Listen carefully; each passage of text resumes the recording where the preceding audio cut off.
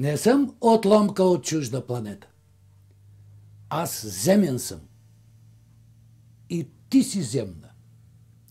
Звезда си ти, а аз комета. Да станем двама една планета. На колко съм години? На български или на френски? На френски е Келаша Вило, а на български 75. Толка.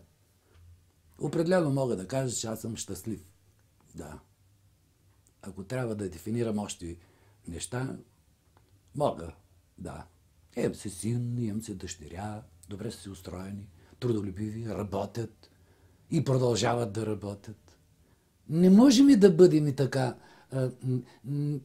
така както сме били приятели на времето. Нещата не вървят. Всеки си е затворил в себе си, всеки си има свои лични проблеми, в черупчицата там, барикадирал се някъде. Вече приятелството не е истинско. Едно такова никакво, фалшиво. И живееме в едно такова, в една такава атмосфера и пространство, като че ли сме затворници. Като че ли сме осъдени на забрава.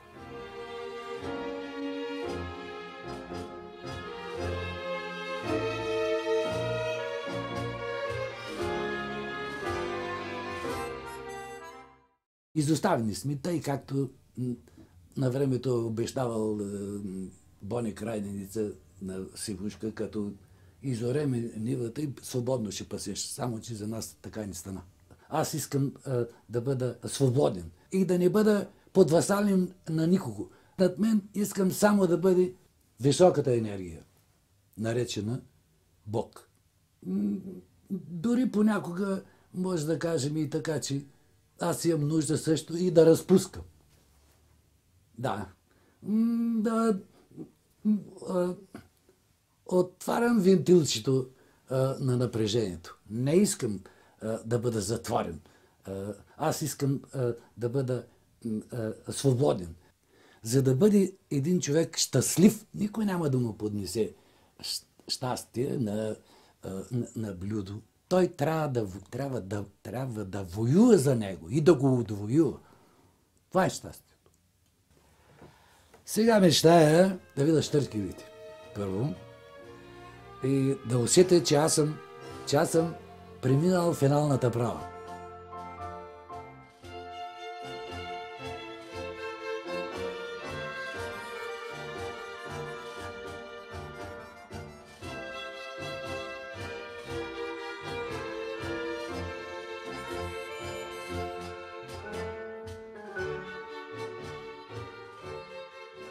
Кой не може да люби, има една песен. Любовта е сладко нещо. Но, да ви кажа, на мене никога не ми е вървяло в любовта. Влюбвала съм се много пъти. Много, много. Шофьори, диспетчери. Но така нямам впечатление, винаги не ми е вървяло. Магили, ма какво ли има, но никога не ми е така вървяло за една дълга любов. Като се ожених, той още преди сватбата каза, че иска да се разведем. И аз всякак, нали, като се ожених за той, мислех, че ще взема. Обаче, като не взех, той почна да ме тормоза, съм го излъгала, че ще взема жилище. И почна да ме тормоза, да ме бие. Беше ме ударил тук, защото е бил боксер с кокълчето на ръката и ми беше тук разбил. И един ден пиян се върнал от някъде, пита къде съм била, вика ми с парка с приятелки и той взима ножа и си отрязва пръстите на цялата ръка. И аз го виждам, пръстите му висят. Почна да тече кръвта и вика, спасявай ме. И като отидохме там и тя излезе сестрата и вика, добре се е наредил синът ви. Аз съм се забулила с една за братка, то студено. Викам, това е мъжа ми. Ми доктор, викам, че той утре може да ви помисли за шпексъл, ами да ви отрежи главата. Но викам, ние сме в развод. Обаче той не дава развод.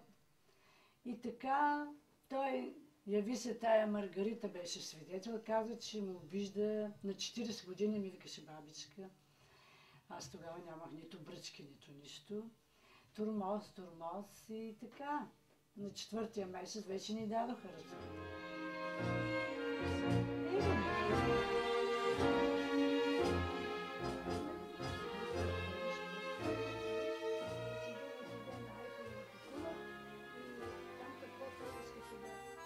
Пускаше да се отива и тя искаше да се отива, падна в айфона на Туркия,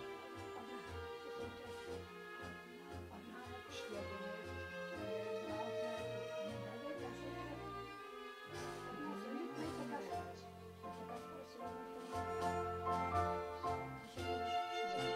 бях дала обява, бяха се обадили 200 души. Бях получила 200 обаждания. От тия 200 имаше 4-5, които бяха сериозни. Обаче мъжа ми 15 години след развода се появява тук и на всичките им казва, нали, че той е новия човек, с когото аз ще живея. И ми отблъсна всичките кандидати и остана само един.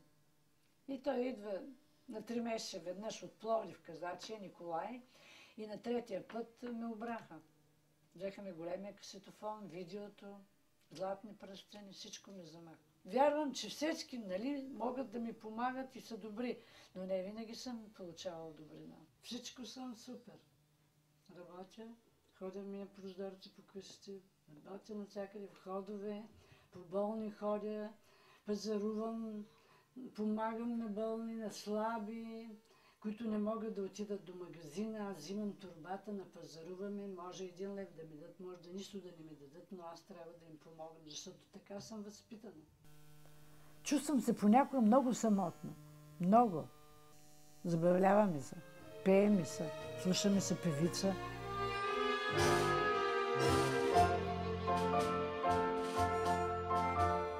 За първи път се влюбих на 18 годишна възраст. Бях още ученичка. На една танцова забава в Горна баня. Аз бях млад тогава, на 20 години. Тя беше 3 години по-малка от мене. Беше някъде на 18 или там някъде. Любовта е едно странно чувство, което всеки трябва да го изживее. Този, който не се е влюбвал и който не е живял любовта, все едно, че не е живял на този свят.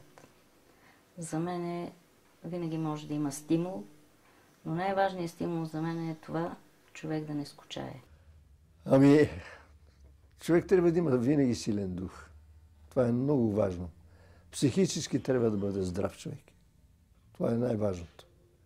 От тук нататък психически рушен човек, той вече не става за нищо.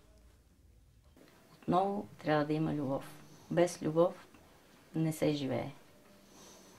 Когато загубиш даден човек е много тежко. Аз, примерно, като загубих съпругата си, много тежко го понесах. А пък дъщерята още по-тъжа. Много ми беше тежко. Но в един момент реших, че не бива. И спрех до тук. Не мога да ги върна. Съдбата е такава, че едни се отиват по-рано, други по-късно и така.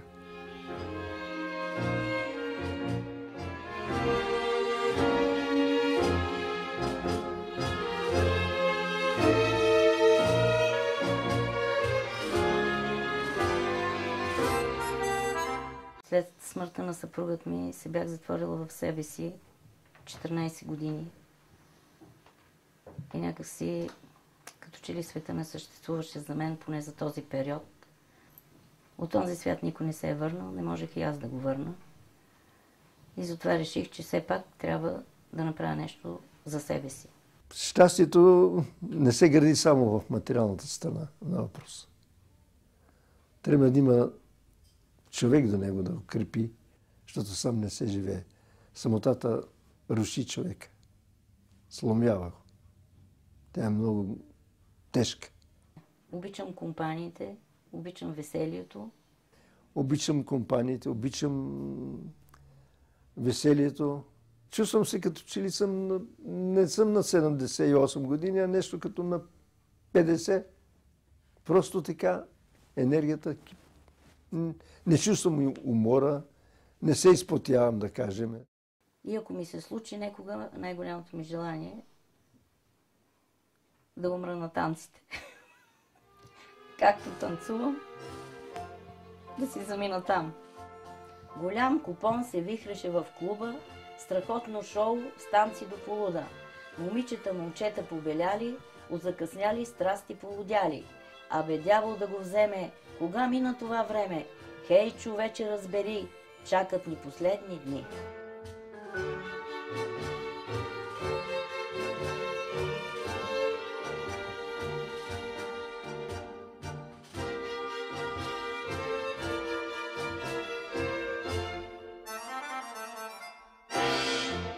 Минаха години, без да те забравя. Чакам те да дойдеш, чакам те с буйна страст. Спомена по тебе никога не ще угасне. Много дни ще минат, мъката ми ще порасне. Вечно ще те чакам, мили моя лаприме.